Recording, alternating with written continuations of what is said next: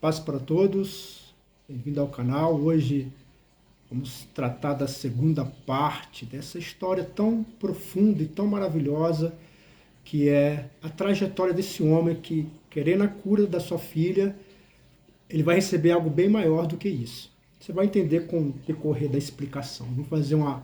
Vou recapitular para que nós possamos contextualizar o que está acontecendo para ter uma melhor compreensão.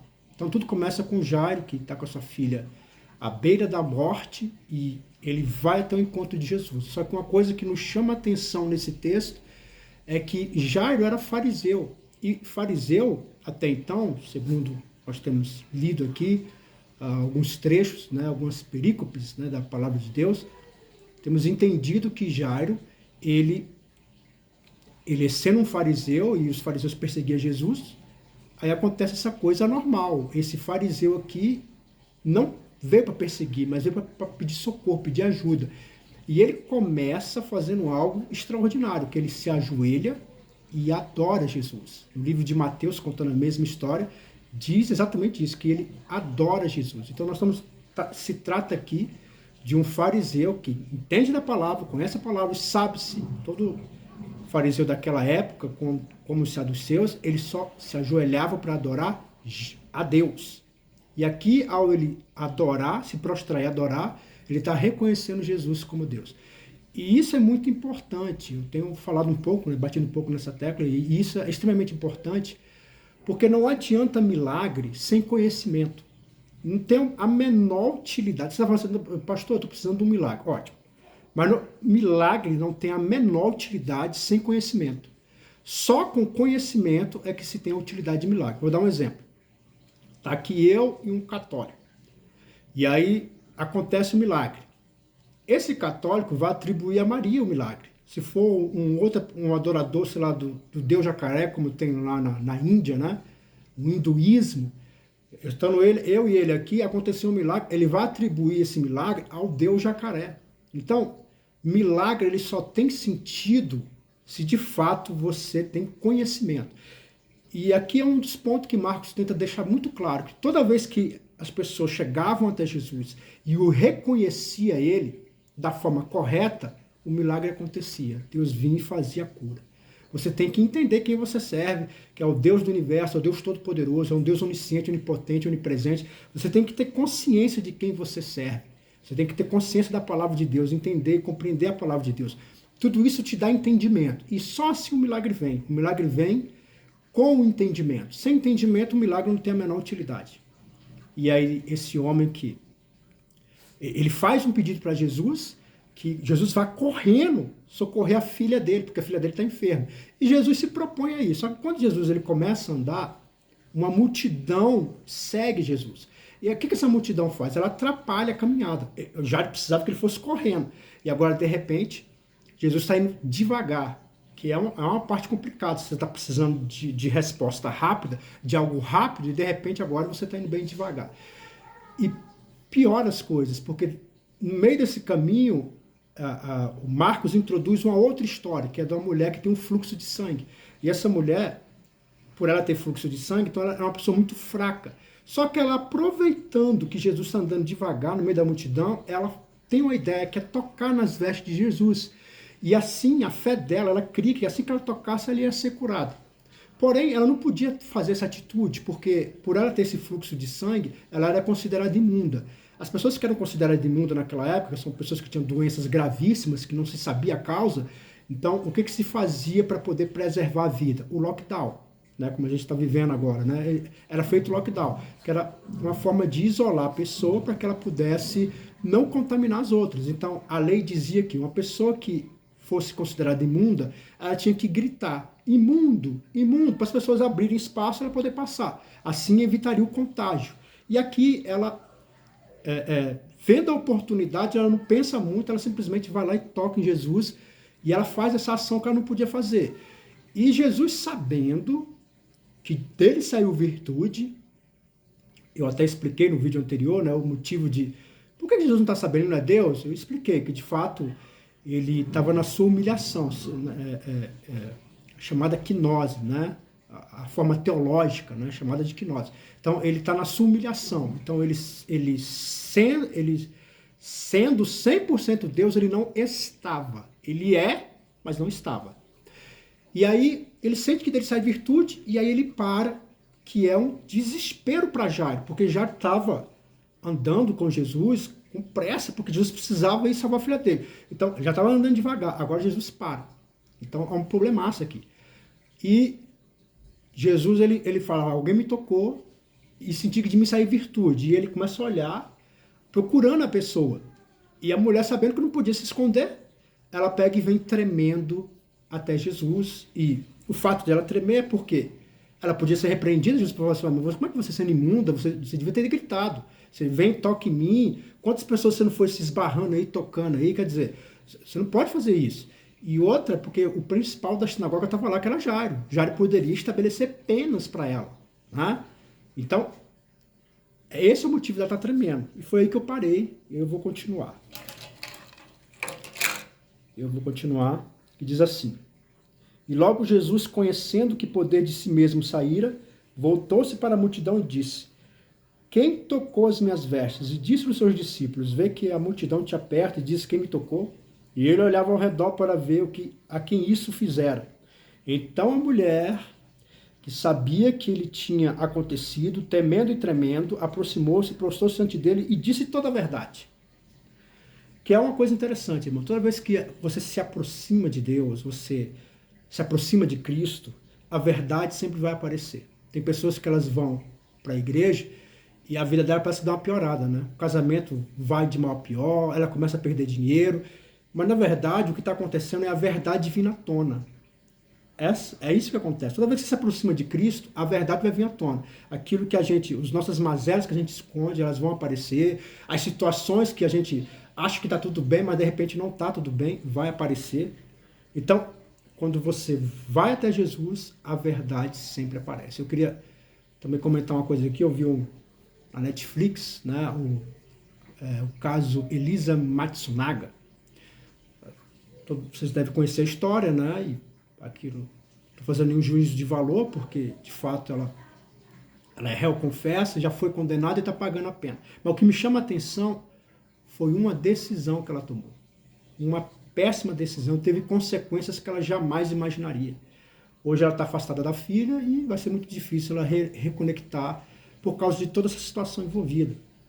Esse aqui é o ponto que eu quero também falar para você nessa noite, estou gravando aqui à noite, é que tem certas decisões que a gente toma que elas são muito importantes, que elas podem mudar a minha vida ou elas podem atrapalhar. Sabe quantos casamentos a pessoa acaba e de repente ela quer voltar e não volta mais, não consegue mais porque perdeu a oportunidade. Pessoas que perdem o emprego, decidem sair do emprego e de repente não conseguem alcançar aquele salário que tinha naquele emprego. Tudo são decisões precipitadas, decisões mal resolvidas e que faz com que você às vezes pague caro por um bom tempo. Eu quero aconselhar você aqui nessa noite, toma cuidado com as suas decisões. Aqui essa mulher decidiu ir até Cristo e ela teve uma consequência maravilhosa. E essa é uma decisão importante que você tem que fazer. Vá até Jesus, mesmo que a verdade vá aparecer, mas é uma decisão muito importante que você pode tomar na tua vida, porque vai mudar completamente a tua história. Mas tome cuidado com outras decisões que você pode vir a tomar. Elas podem ter consequências maiores do que você imagina. A gente às vezes está no calor das emoções, nós queremos tomar decisões. No calor das emoções, você não deveria tomar decisão nenhuma. Se acalme, pensa bem, porque tem certas decisões que elas vão nos acompanhar o resto da vida. E aí, ele lhe disse: Filha, a tua fé te salvou, vá em paz e ser curada do teu mal. Então Jesus, ao invés de repreender, como ele estava imaginando, provavelmente, a verdade é que Jesus decreta a salvação dela. Você está salva e você está liberta do teu mal. E você vê que é uma pessoa que acreditou que Jesus podia curar. É uma pessoa que a fé dela estava focada em Cristo. Todo o coração dela, toda a alma dela estava voltada em Cristo. E houve essa mudança espetacular. Essa situação dessa mulher mudou completamente. E é isso que o Evangelho nos ensina. Quando você anda com Cristo, a tua vida vai mudar completamente. Por quê? Porque ela vai mudar de dentro para fora. Essas são as mudanças mais significativas que uma pessoa pode ter. Não é o o exterior, né? Não é o exterior que são as mudanças mais... Ganhar na Mega Sena, você ganhou na Mega Sena, e com certeza você vai ficar muito feliz, é algo que vai mudar, vai mexer com a sua cabeça, mas a longo prazo não é uma mudança significativa. As mudanças mais significativas são aquelas que acontecem dentro de você. Eu já ouvi falar de pessoas que quase morreram e de repente ela fala assim, nossa, eu nasci de novo. Houve uma coisa que aconteceu dentro dela, ela tem uma nova perspectiva, uma nova forma de enxergar a vida. Às vezes Deus permite que alguns maus cheguem na nossa vida para que haja uma mudança interna, porque aqui, internamente, é que há as maiores e melhores mudanças. E ele diz, estando ele ainda falando, chegaram alguns dos principais da sinagoga e que disseram, tua filha está morta. Para quem fadas mais o mestre? Então nós estamos aqui diante de um homem que estava com sua filha morrendo, ele vai até Cristo, Jesus se propõe aí, mas de repente Jesus começa a andar devagar. Aí de repente Jesus para. Nessa parada ele faz essa cura maravilhosa, coisa bonita, né? Mas aqui deve ter demorado pelo menos uma meia hora, quase uma hora. E aí veio a notícia que aquele homem temia. Você vê que quando ele pede ajuda a Jesus, é porque a filha estava muito doente. Agora ela já morreu. Você imagina o baque que esse homem tomou? E as pessoas até falam, ó, não incomoda mais, né? Deixa Jesus em paz. Se você for chamar ele para ele curar, a gente está vendo que ele está fazendo curas e mais curas e mais curas. Coisa maravilhosa. Mas infelizmente ela morreu. Não perturbe mais. Ele tem muita gente para poder atender. Você não está vendo a multidão que está aí perto dele? Ele precisa atender muita gente. Infelizmente o seu caso já era. Agora você ir lá fazer, chorar, né? Infelizmente, e bora para frente. Não incomoda mais o mestre. Mas Jesus faz uma coisa maravilhosa aqui. Jesus, tendo ouvido essas palavras, disse ao principal da sinagoga, não temas, crê somente. Jesus se propôs aí.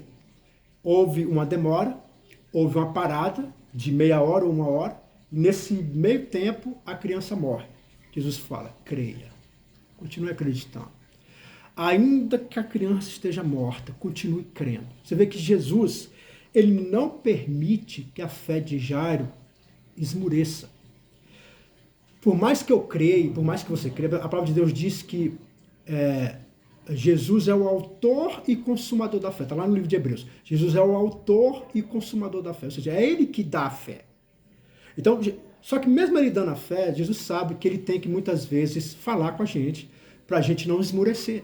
Mesmo essa fé estando em mim, eu preciso que ele fale, para que eu não esmureça. Por isso que, de vez em quando, Deus fala uma coisa para você, você vai na igreja, aí Deus renova aquela aliança, então Deus renova aquela palavra, porque você precisa disso, para você não esmurecer.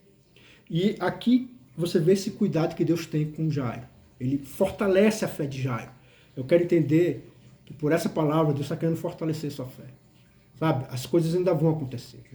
Elas estão meio paradas, elas estão devagar, pode ser até que já se acabou, já se colocou um ponto final. Mas Deus, ele reescreve a história. Deus, ele pode abrir uma nova página. Deus, enquanto Deus não der a última palavra, você deveria crer e acreditar. Aqui ele fortalece a fé de Jairo, porque ele ainda ia fazer alguma coisa. Eu quero entender que você está aqui vendo esse vídeo, Deus está querendo fortalecer a tua fé. Deixando muito claro que ele pode fazer ainda alguma coisa. Ainda que esteja acabado, Deus ainda pode agir nessa história.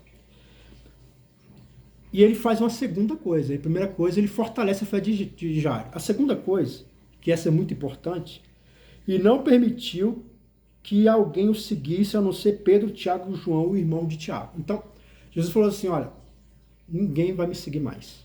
Todos vocês vão parar aqui. E eu vou lá atender a filha de Jairo. Como ele estava lá, nós estamos falando do principal da sinagoga, né? Tenho certeza que ninguém iria tentar seguir Jesus, né? Então, o principal da sinagoga estava lá. Então, eles não iam insistir. Mas, o que Jesus faz aqui? Para conservar a fé de Jó, primeiro ele dá uma palavra de força e de ânimo, que eu creio que é o que Deus está fazendo com você agora. Te dando uma palavra de força e de ânimo. A segunda coisa é tirar os incrédulos do meio do caminho. Porque, irmão, quando você vê uma pessoa chorando, sabe, a pessoa está chorando, ou então ela vem te contar um caso muito triste e ela chora, isso contamina você. Você também começa a sentir aquilo e você também participa do choro. Assim, quando uma pessoa está muito alegre, muito feliz, e ela, sabe, ela chega no ambiente, né? Claro, se a pessoa for invejosa, ela não vai sentir isso. Mas ela chega sorridente, alegre, feliz, contagia o ambiente. Né? Todo mundo fica, né, se sentindo também aquela alegria. Né? A gente compartilha a alegria. E aqui, a incredulidade também é compartilhada. Então, eu quero aconselhar você, se afaste de gente incrédula, gente que não crê, porque o que tem de gente que tem uma visão péssima da vida, que enxerga as coisas com pessimismo, então, se afasta dessas pessoas, sai de perto delas, sabe? Se aproxime de pessoas que tenham fé, se aproxime de pessoas que tenham a mesma visão de servir e engrandecer esse Deus. Um exemplo clássico disso é Ló e Abraão. Deus faz promessa para Abraão, Deus tem um projeto com Abraão e Ló vai no meio do caminho. Ló, em nenhum momento a palavra diz que Deus tinha um projeto na vida de Ló. Só que Ló se junta ao seu tio e Deus abençoa tanto um quanto o outro, ao ponto de todos eles estarem de uma forma plena financeiramente. Então, isso é bênção de Deus, isso é graça de Deus. Então, uma outra